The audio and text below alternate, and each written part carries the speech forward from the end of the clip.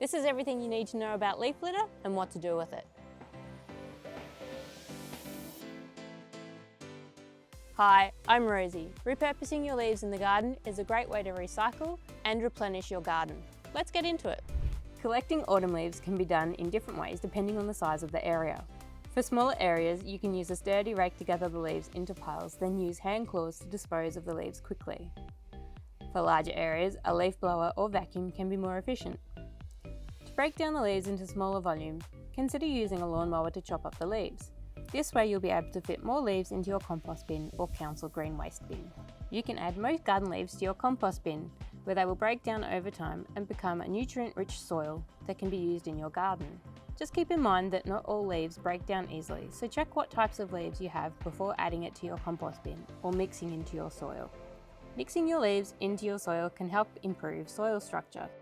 It's also a natural source of nutrients that can help enrich your soil and support healthy plant growth.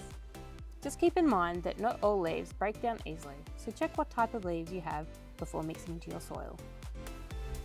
You can also create your own natural mulch with leaves to cover the soil around trees, shrubs and garden beds. This addition can help improve your soil's ability to retain moisture and regulate temperature. It can help suppress the growth of weeds in your garden. Start using leaf mulch in your garden today and see the difference it can make. And there you have it.